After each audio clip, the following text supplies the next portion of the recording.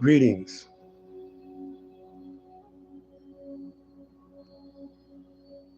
There's one thing that's different about how I present myself in my format in my program is that,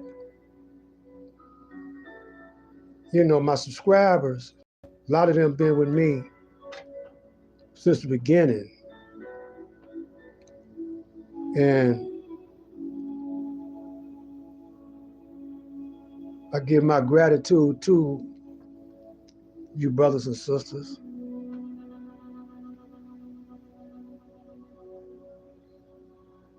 And I thank the Almighty Allah in the person of Master Farah Muhammad for keeping my treasure chest full, being translated into health, good health. This month, July the 28th, I'll be 78.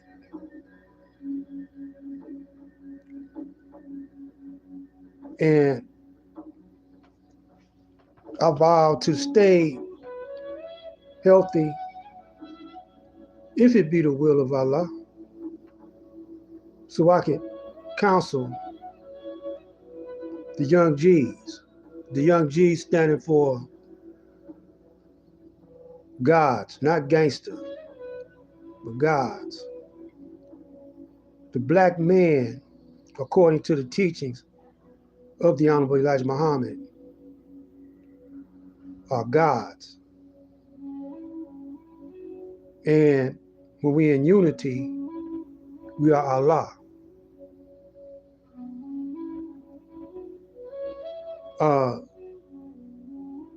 When you are Allah, that means you're very righteous.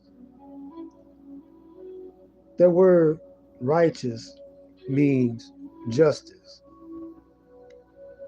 Jesus is also a word for justice. Allah means the all in all. For within the black man, all that's in the universe is in him, the black man. And woman, because the black woman is within the black man. The black man has the XY chromosomes. The male and female comes out of the black man. The woman don't have it.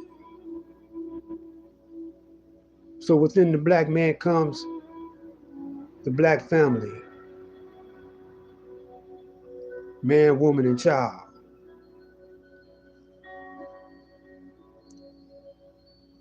Sun,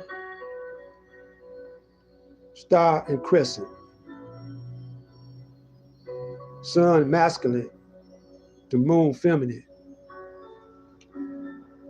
And the star is the child. The star child.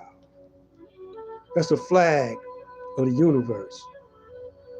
For we are triple darkness from the universe. And we have inherited the DNA of the originator of the universe, the heavens and the earth. So your ancestors, you carry them within you all the time. Because your mother and father, you got their DNA, you got their characteristics. They got their mother and father characteristics, so on down the line or up the line. We find ourselves today in a precarious situation. And I'm playing the type of music, African meditation music, to calm us down. That stress will kill you. We try to get rid of the stress by partying, by getting high, drinking, by having sex, indiscriminate sex. You know, we do everything we can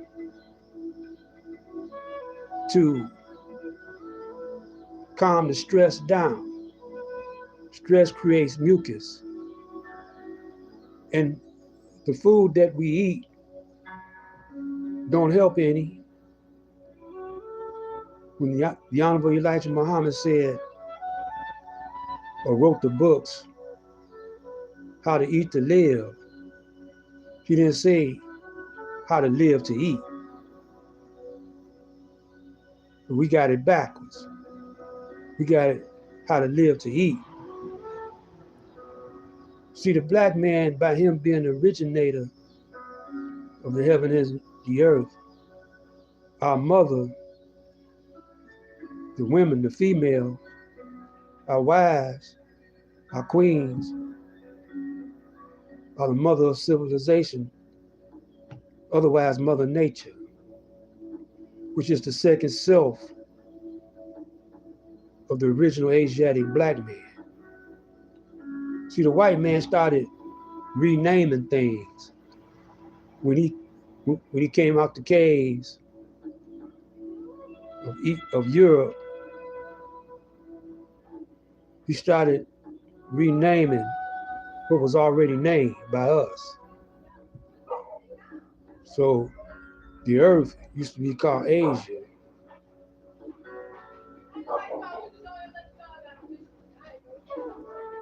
And the white man renamed it Earth. He renamed a lot of things that we go by now using Old English. We're using modern English now. But in English, you got two languages called vernacular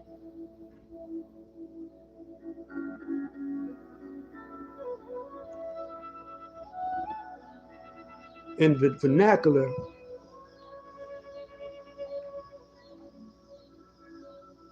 is a language inside of English. It's a language inside of English. But I don't want to get too far off into that.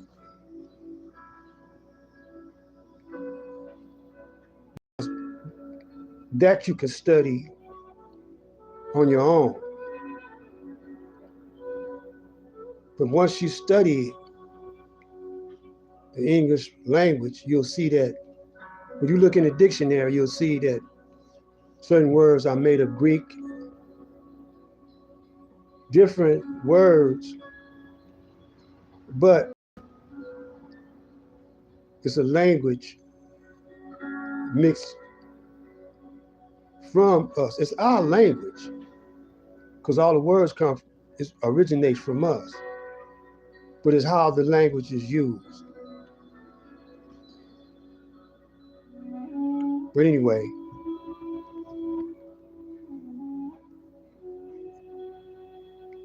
Motown is sacred ground.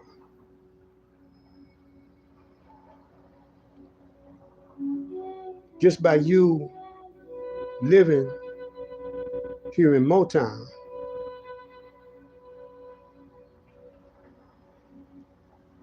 you're blessed.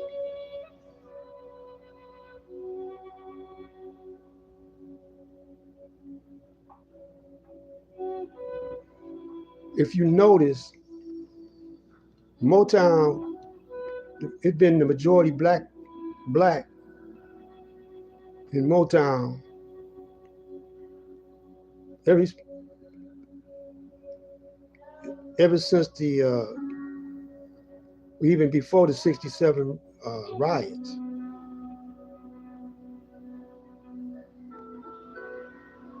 if you notice or think or study the history, after the riots, we had a black mayor called Mayor Coleman Alexander Young, who was down for his people. If you notice that he was mayor for 20 years, if you notice he changed the composition of the police force from all white, living in the suburbs everywhere else, to 50% black.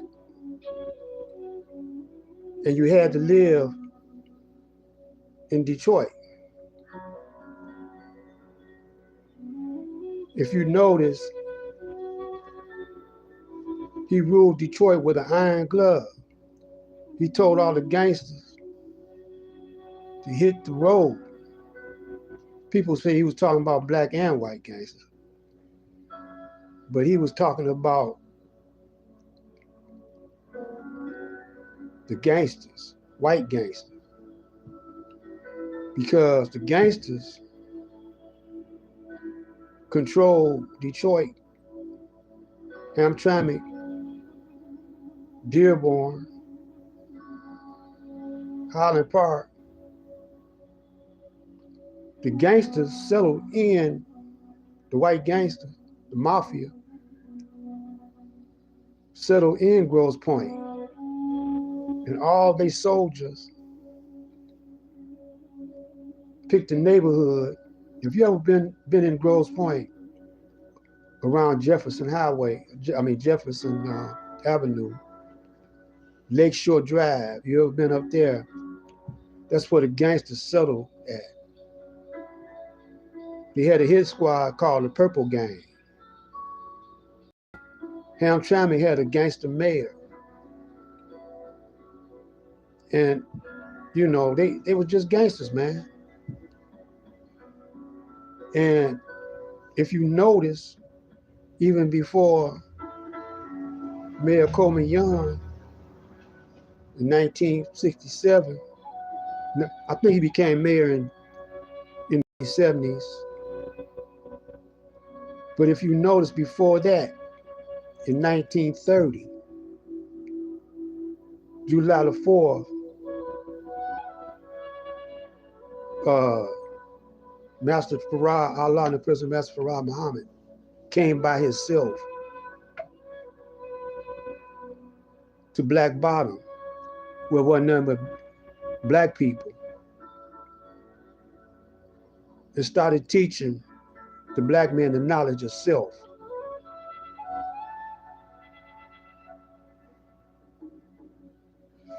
Now we're going to study how he did it, his methodology he used, how he raised up the Honorable Elijah Muhammad, how the Honorable Elijah Muhammad gained a multi-million-dollar empire for his nation, for the black people, how they did it. Now you want to be like your father. When Jesus prayed, he said, "Our Father who art in heaven, thy kingdom come, thy will be done."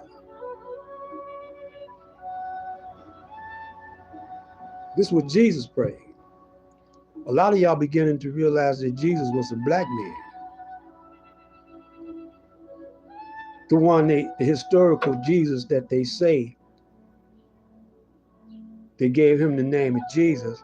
But that historical Jesus, his name was Isa ben Jacob. Isa ben Yusuf. Excuse me for that blunder. Which means the son. I don't rightly know what Isa means, but I know Ben Yusuf means the son of Joseph. Joseph is the English version. Yusuf is our version, Arabic. Or this is the language that Jesus spoke. Hebrew and Aramaic, which is Arabic. That's a black tongue. You know, a lot of y'all don't believe it, but we are the first, the black man is the first Arabic. The Cushites are the first Arabs. We were speaking ancient Egyptian Aramaic. So when you hear a brother say Assalamu alaikum, it means peace unto you. So that's what Jesus, when you open up the Bible, they got it in the English version. Jesus saying, greeting his fellow brothers, peace unto you. In Hebrew, it's Shalom Aleichem. Assalamu alaikum. Very similar to Assalamu alaikum. You see? And the word Hebrew only means one who crossed over. Arab only means one who dwells in the desert. See, so you had those who dwelt in the desert, those who dwelt in the cities, and those who had farmland.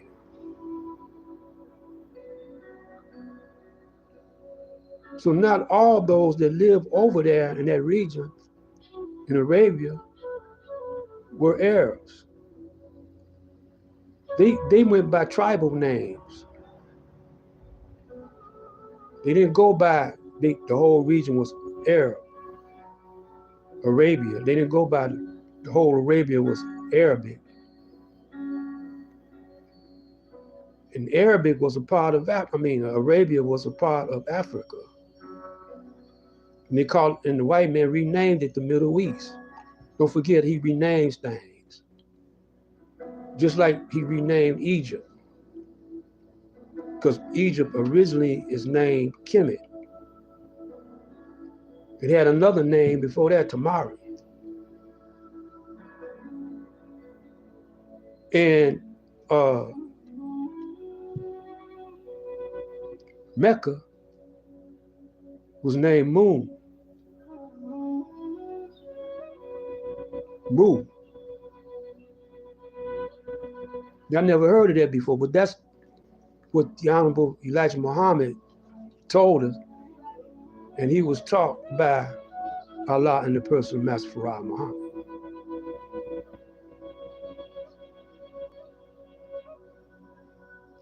So this is how it started off.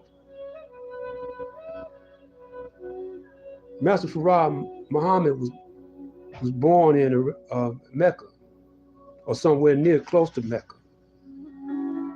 And he came to the United States in 1910.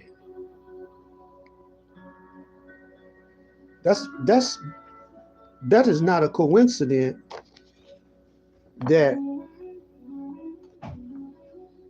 the Federal Reserve, I was talking about this yesterday, the Federal Reserve had its roots in 1910, trying to get the Federal Reserve Act pushed through Congress. There's no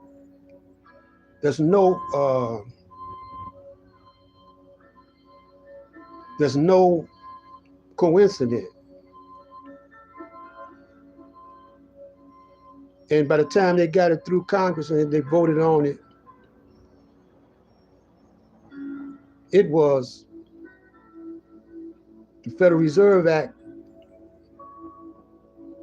was a law in 1914.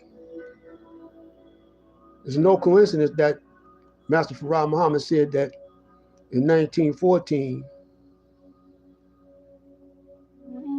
the white man's rule is up.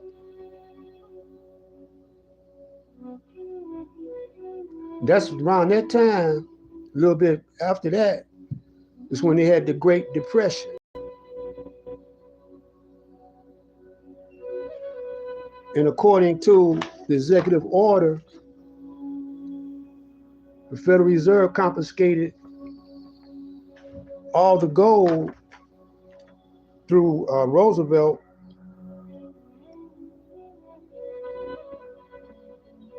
All your gold and silver had to be turned over to the Federal Reserve Bank.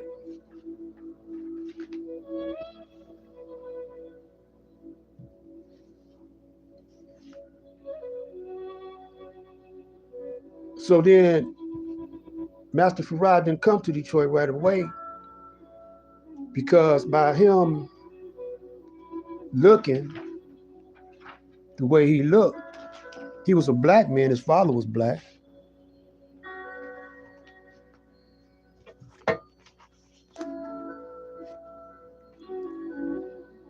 This is him here.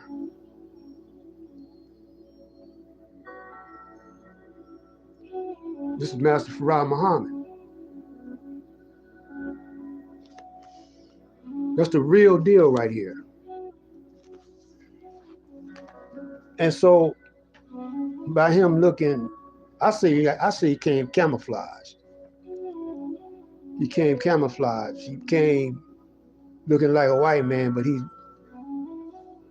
black. And so he went up, before he came to Detroit, he went among the white people. They said he used to debate with Einstein.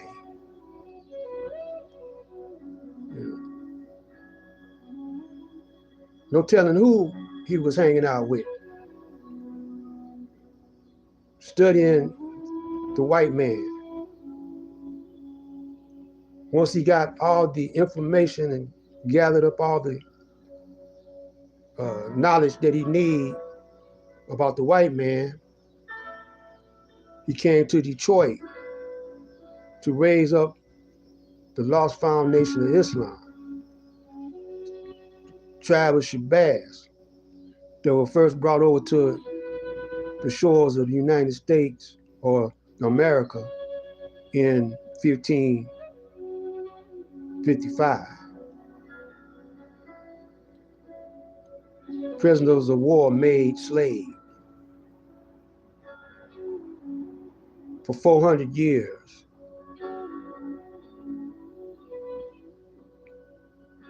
So once he came over to Black Bottom in Detroit in July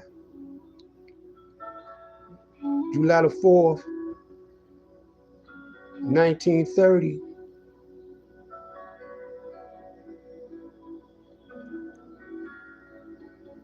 to Black Bottom to teach us who we are, give us back our right identity, our right names, our right language,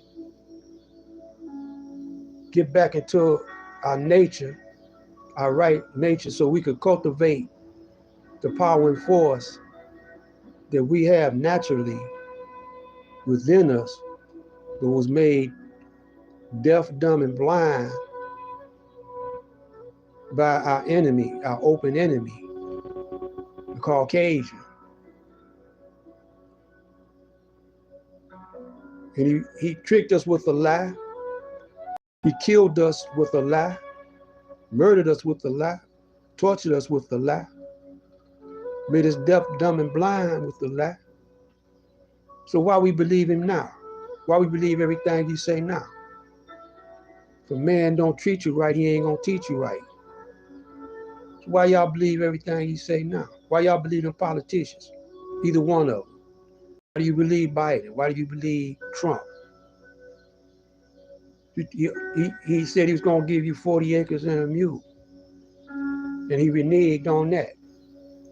He broke a whole bunch of treaties with the natives, the native, so-called Native Americans. He broke he broke a whole lot of treaties. They used to call him white man. They used to call him forked tongue. You know, white men speak with a forked tongue. You know, if we believe now that every word he say, he tells us, we don't question it. We just take his word for it. Because some of your brothers that you look up to, your brothers and your sisters that you look up to, they do the bidding of the Caucasian. All he got to do, put some money in their pocket. He know that every man has a price. Not every man, but most people. You could buy them off. The price is high enough. You see, he know this. And so he could buy off our people, the most influential of our people, or the black man. He could buy them off, put them on camera, and in high positions. Sometimes he let them go in the same room as he do, but after he get through meeting, a general meeting, he have a private meeting with his devils. He don't want the black man to see that. Now he didn't let some black men see it, like Bill Cosby, like Puff Daddy, probably Jay-Z. I don't know. I can't call that one because I don't know. I only could talk about the ones that's exposed, and that was P. Diddy, you know, Cosby. That's what got Cosby into trouble, hanging around the Playboy Mansion. You know, he was a special brother that, you know, there was a lot of special brothers that the white man exposed himself to. And they started acting just like him. Mostly in the entertainment field. Mostly in, you know, sports is entertainment. You know, mostly in the entertainment world. They get freaky deaky because our women are attracted to those that are in the spotlight and making fake dollars, funky dollar bills. They used to be US dollar bills, but now they Federal Reserve notes, which means debt. So how did Master Farad teach us? He came selling merchandise and going door to door, and they would let him in. Now, black people, this is why he looked white. His father designed him to look white. It's because black people, just like you do today, you don't too much put no weight on what a black man tell you. Like what I'm telling you, a lot of y'all tuning in for the first time, and those who not familiar with these teachings, y'all ain't gonna put no weight on what I'm saying. You ain't gonna bother to go and research what I'm saying. Just like I was telling you about his two languages. The white man has two languages within English, vernacular and jargon. He also have a third one, legalese. I forgot about legalese.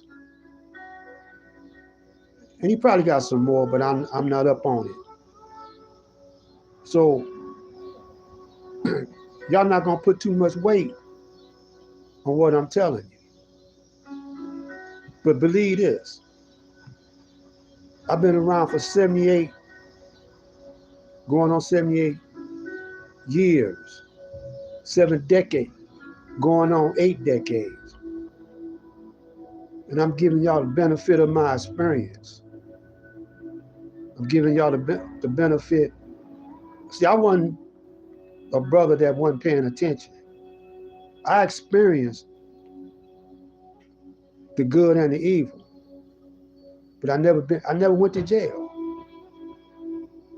I never went to jail because I could recognize certain things. I had the awareness about me because I was born into the Nation of Islam. I didn't stay, my mom didn't stay with it. When I was 7 years old, she quit going and sent me to regular school or whatever, started back eating pork. But I didn't stay there. I started hanging out in the streets too, getting high, selling drugs, pimping. I never did go to jail. And I was kept overnight, a couple of times. But I never did no time. And I thank Almighty Allah for that because I woke up on time.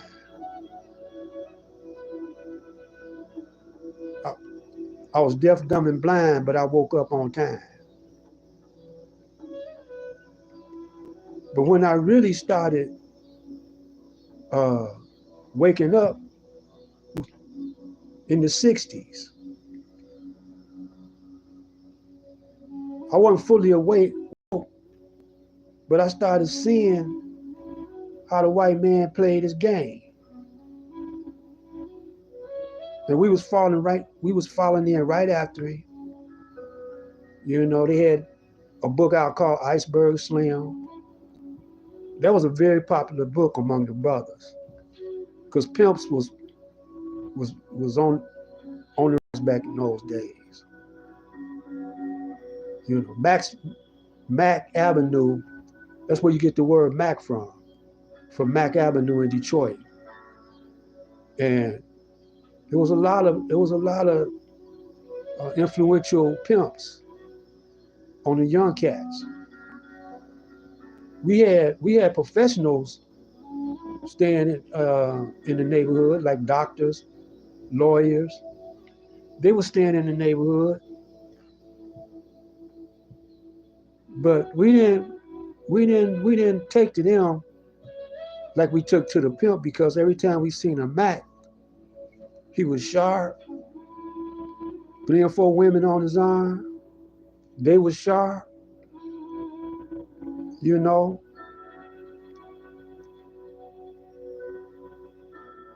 I had a friend, his uncle name was LaDon, and he had 8 white call girls. But let me tell you what happened. They started kidnapping his call girls. Then you had the police, the Big Four. They started pimping the call girls and the prostitutes, and they were white. They would shake them down,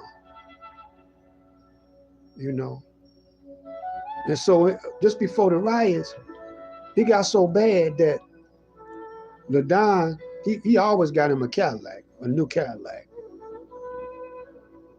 But he wasn't just a pimp. He worked out at Chrysler. Y'all would say he wasn't no true pimp. No, he had 8 call girls. He had about 4 boosters. Not only did he work out at Chrysler, he gave games. He gave after-hour games. But he worked. He had a job.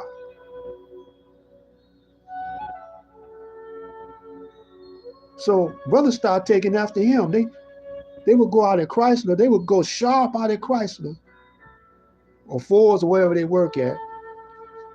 Put on some coveralls. They might go out to Chrysler in a mohair suit with some gaiters on and go up into the locker room, because you had a locker room and a shower. And you go up there to the locker room and the shower. You had your own locker. Chrysler had your overalls delivered. You had on a uniform. You had a Chrysler uniform on. Back in them days, you had to wear a uniform with a badge.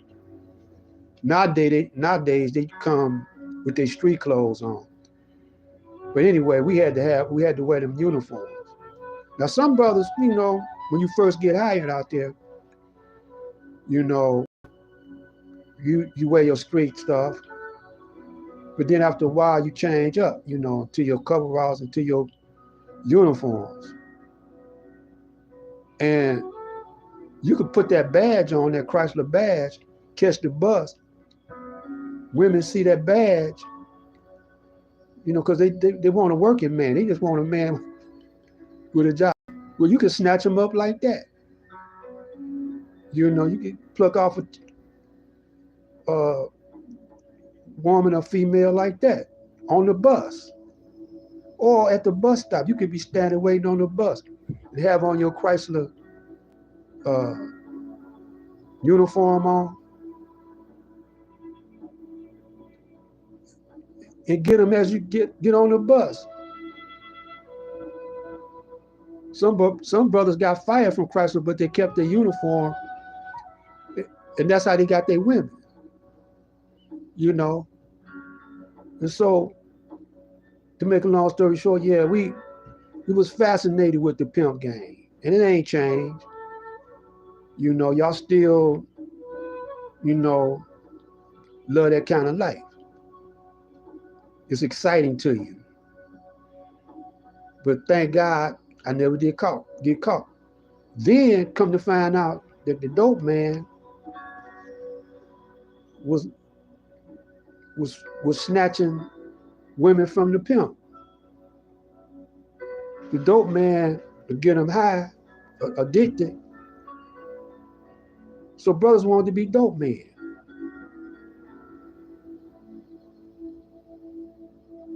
So they, I knew a brother. His name was Augie Doggy.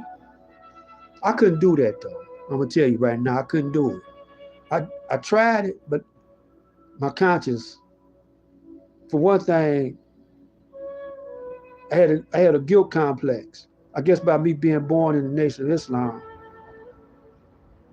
it didn't sit right with me.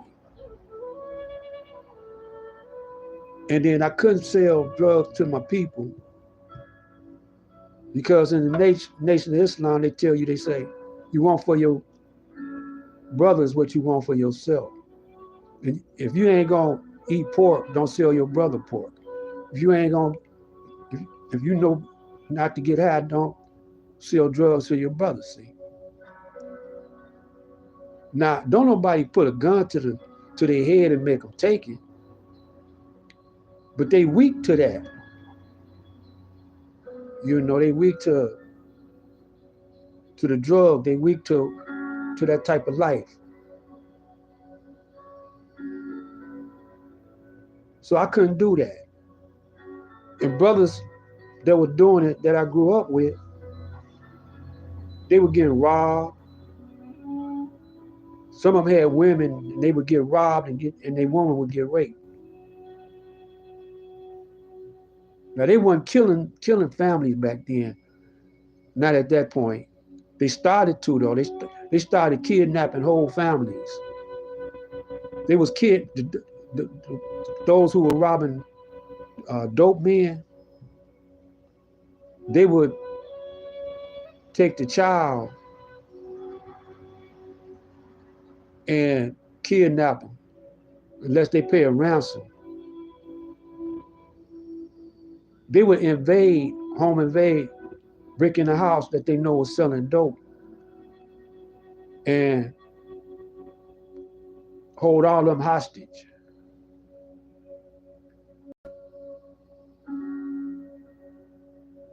When I seen them do that,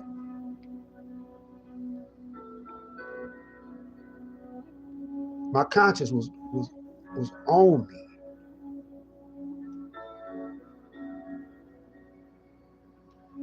Real heavy. Some brothers don't have a conscience.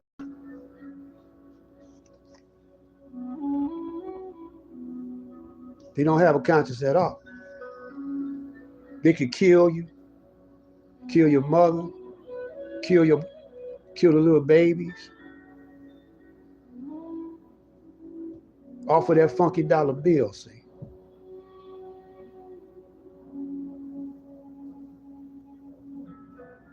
Falling in after the white man. The white man, the one that brought heroin in on the community anyway. Y'all seen that on The Godfather. When you watch The Godfather, that movie, some of the Godfather, he couldn't sell dope to the people, to the black people. That's why they wanted to kill him. But the others, they wanted to sell it. They say black people ain't nothing but animals anyway.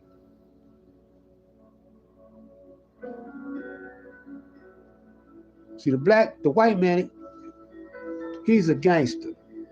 He got all what he got by terrorizing and strong arming. And then he made laws so the ones coming up under him, they couldn't do what he did.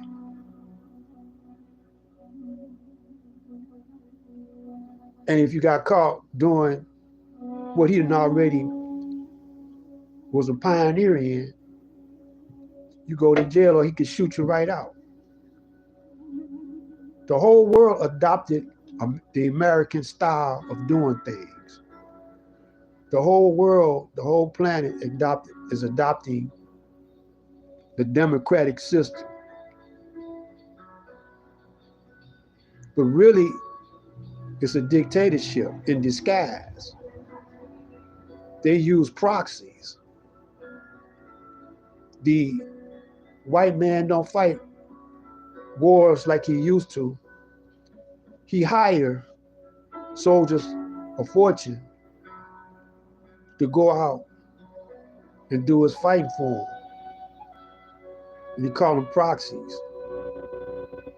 But he supplied the weapons and the money. And a whole lot of countries adopted their style. Then he had you go to the voting booth, which is rigged. This is what Trump brought out, see? And so this is why Trump got the sympathy of the black people, because black people always knew it was the game. Black people always knew it was rigged. You know, when I was working out at Dodge, Maine, we had a black union, and I was hanging out with them, and they told me, they say the voting system is rigged, man. It's always been. That was way back in the '60s. They told me that.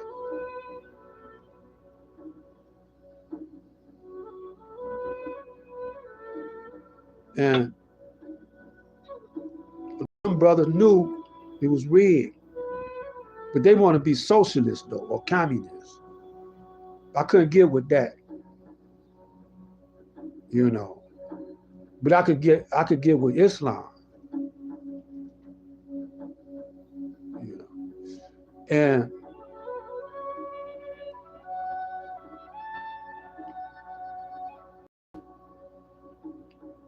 getting back to Master Farad,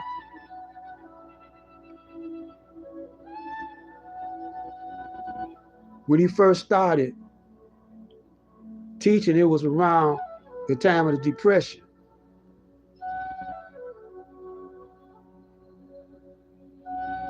And he didn't start off with no money.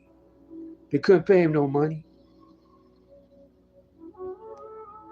So he had an economic program, which we should adopt.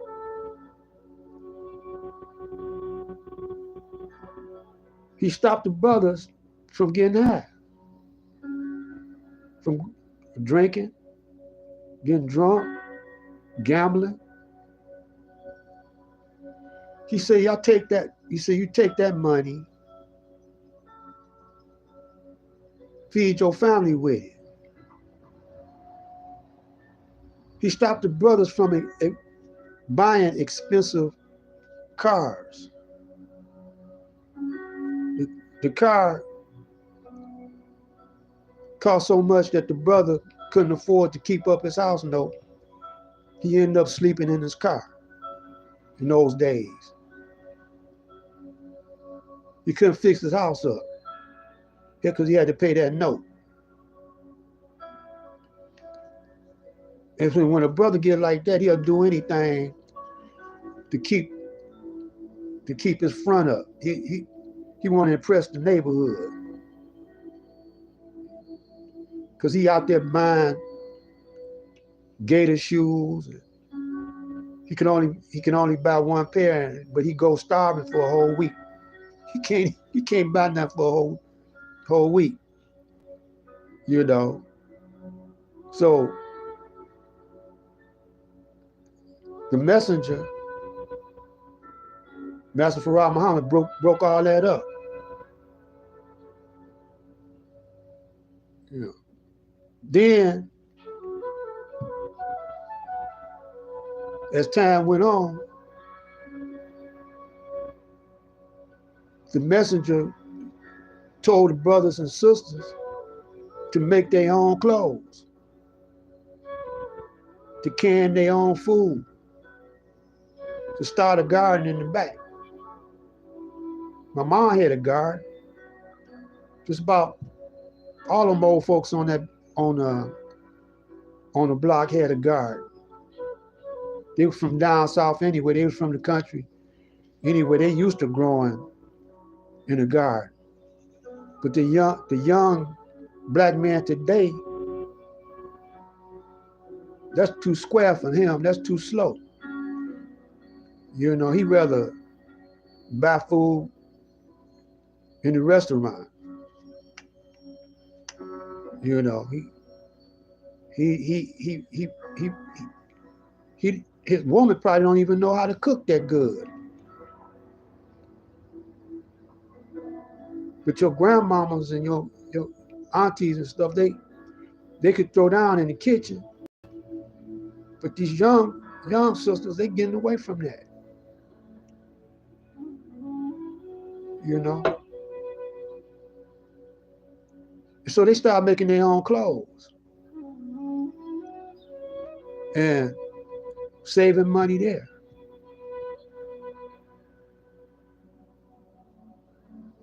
So now they saving. Can you imagine a penny saved is a penny earned? Can you imagine how much money that they was saving? And so after a while, they pulled their resources together. Then they started accumulating property. So, I mean, apartment buildings, man. I ain't talking about, you know, there are blocks where it's nothing but apartment buildings. There are blocks where it's nothing but 2-family flats, 4-family flats. They started buying that. Then all the guys that had a skill, like a electrician, skilled tradesmen, whatever.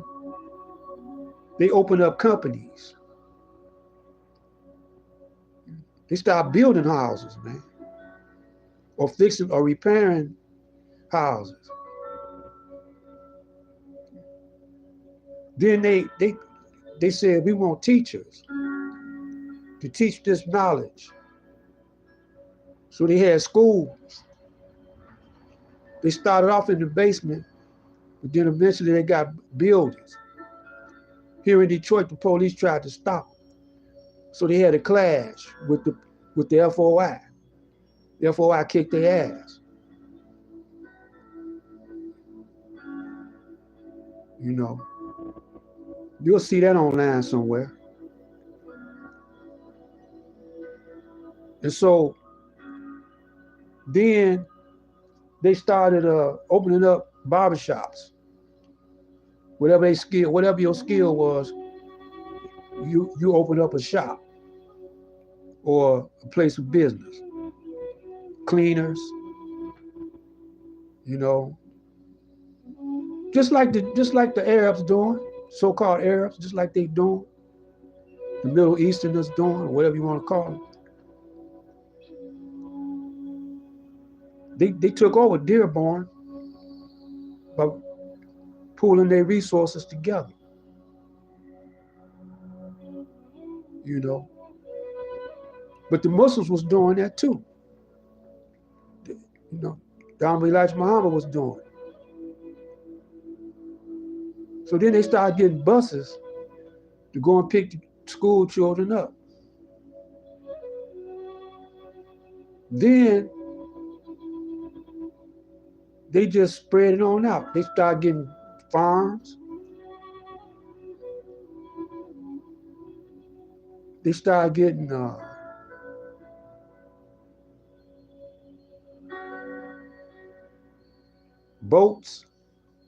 ships, cargo ships, you know, to go. They had spots where they can go and get fish, bring back tons of fish.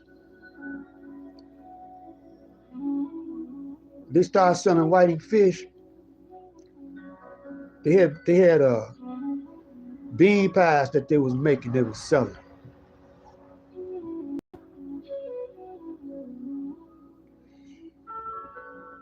They was pooling their resources together and started buying up land. They had airplanes.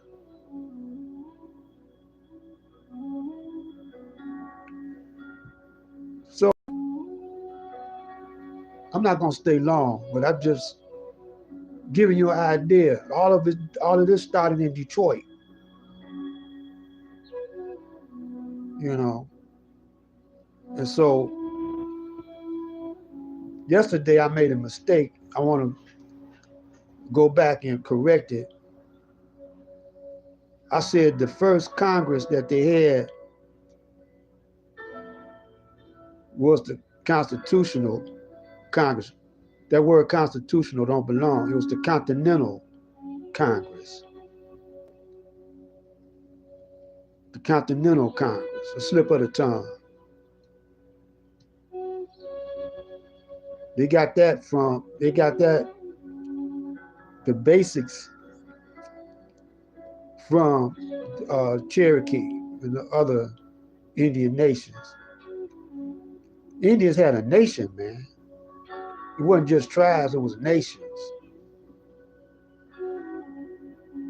A lot of them were Muslims. They were Muslims that were sent over here. I think it was 10,000 years. It could have been, don't quote me on it. I can't recall the exact number. Because they didn't follow the full law of Islam. They didn't follow the full law of Islam. So they came over here to the Pope part. Now I'm giving you an economic blueprint that you can start anywhere. The churches, you can start a bank. I mean, you ain't got to register with nobody. But most of the churches, the home office is ran by white people. You know, like Seventh-day Adventists, like Jehovah's Witnesses. At the top of their picking order is white people running. And they got to send so much money back to them. Just like Farrakhan had them sending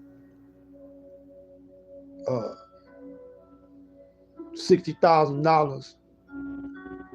This was, you know, this is when I stepped off, because it wasn't no up in Michigan, but Muhammad Ali gave that to him.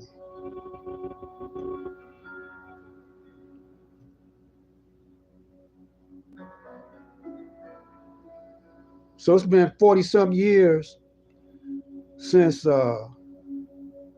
Wallace took over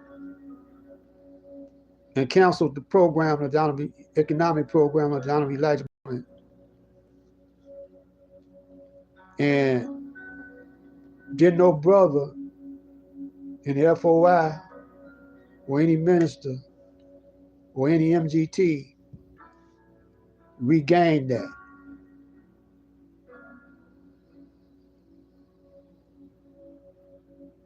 So you got to start again. You got to meet in the houses. Ain't no sense in paying 2 and 3 rents. You're going to get a building and pay rent on. Then you're going to pay property taxes or rent on a house. Why do that? You could, you know, do it in your basement. Because you're just playing now. You want the look, you know, of the old school, how the old nation used to be. But you ain't functioning like the old nation. You ain't got no airplanes. You ain't got no, you can't feed your people. We got to go to the white man. The messenger had to go to the white man's hospital. He died in the white man's hospital.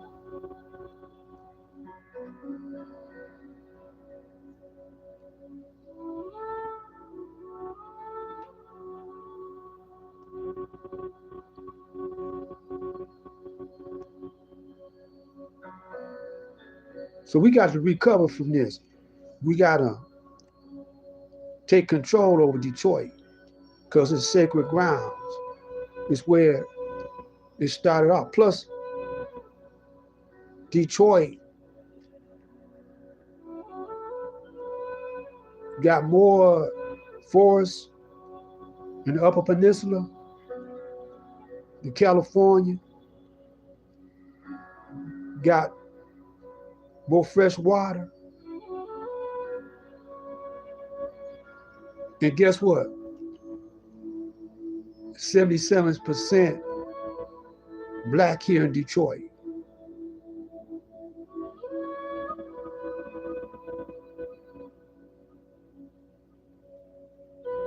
%77 black here in Detroit.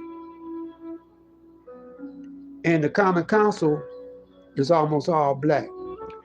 But they still following the white man's way of doing things.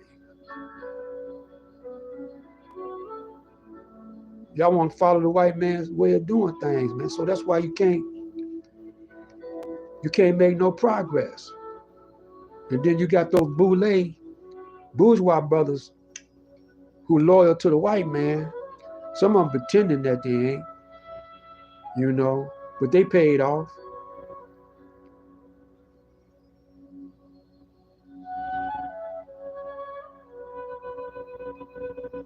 We ain't got no, we had a black mayor, but we ain't never had no black governor. And you ain't gonna never have a black governor.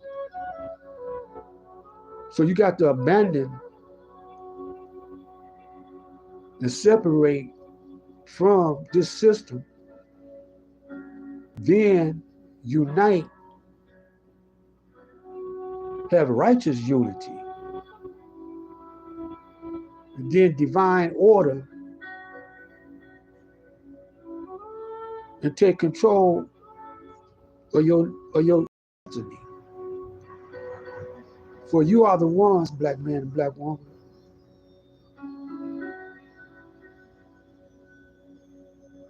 to build the New Jerusalem. But we're calling it Farad City.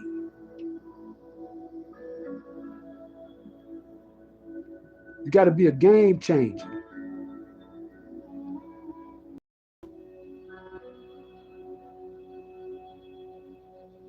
And Mayor Young gave us a blueprint. Mayor Young had a neighborhood city halls.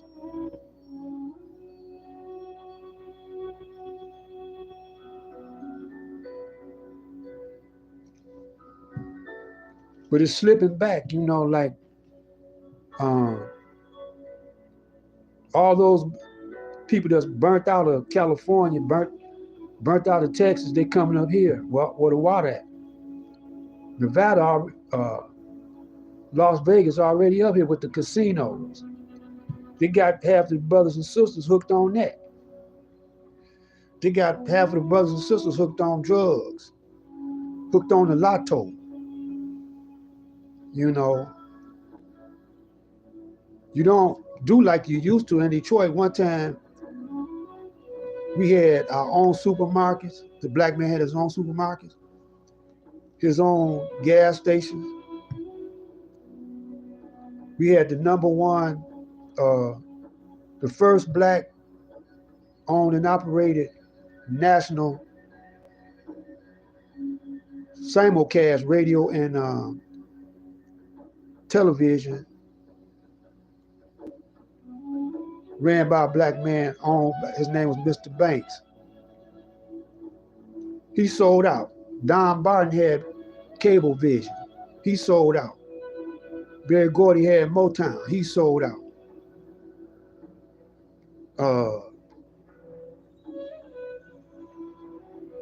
There was so many of them selling out. We had WJZZ. They sold the booth. All this was run by black people. They sold out.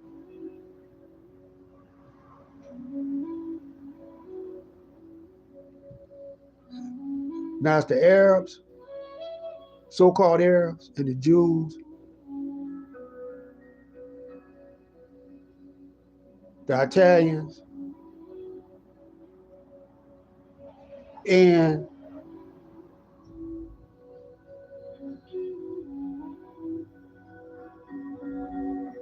the Palestinians, not the Palestinians, but the Catholics.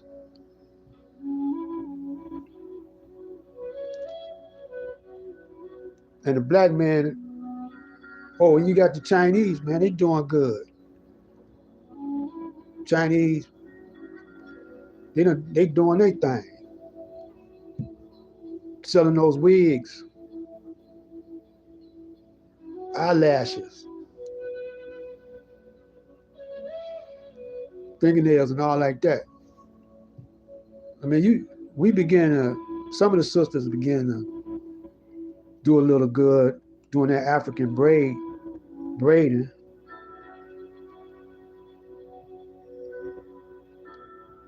So they came from, California's burning up, Texas burning up, Florida got hurricane, so they coming up here to Detroit. Hollywood is in Detroit. They taking over downtown. But it's still brothers up there. The brothers showing up though. I seen, the brothers still trying to hold on to downtown, but the neighborhoods is jacked up.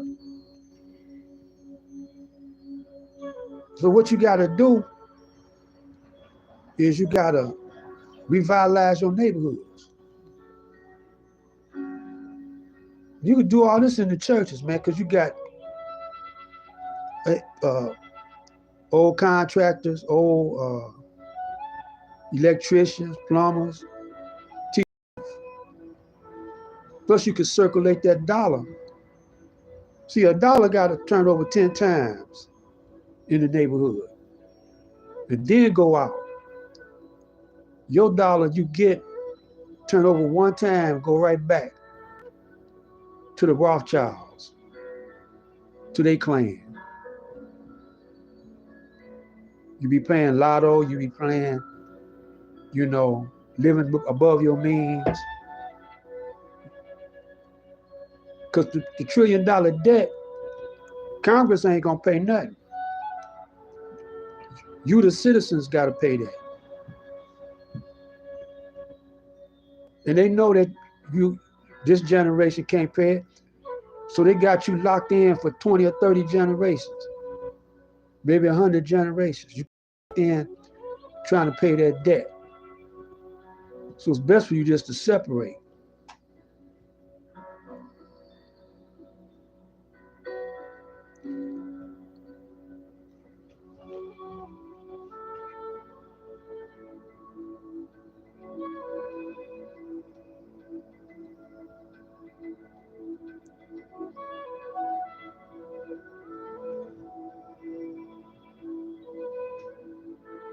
So this 4th of July coming up.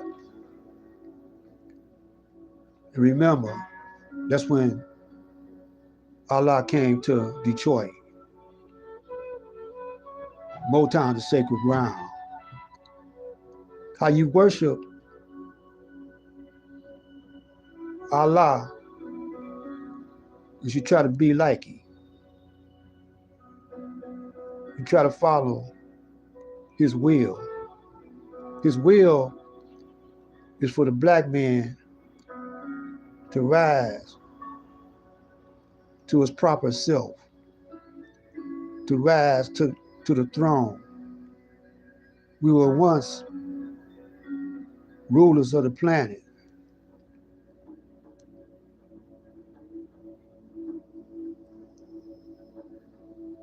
So we got to do that again. We were once rulers of this planet. That's what the pyramids is there to remind you how great we were. So now you got some black brothers talking about the Anunnaki or whatever built the pyramids.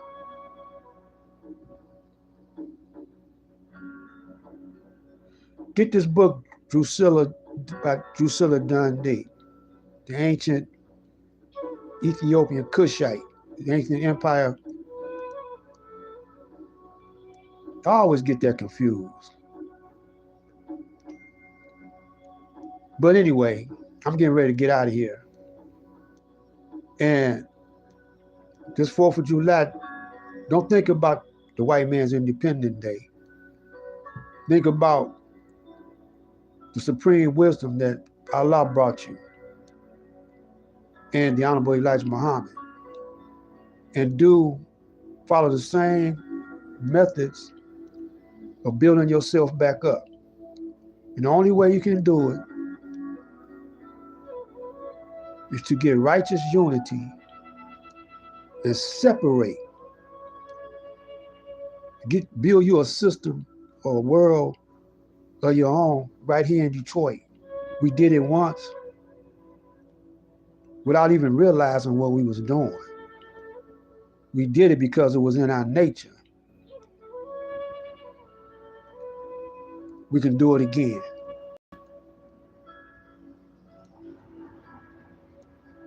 Sugar and sugar, salt and salt. If you didn't get off, it ain't my fault. Truth should be told and not sold. I'm Black Light. I got the kind of flavor that a savior. I'm the kind of brother like no other. From the land of Nod to the kingdom of God.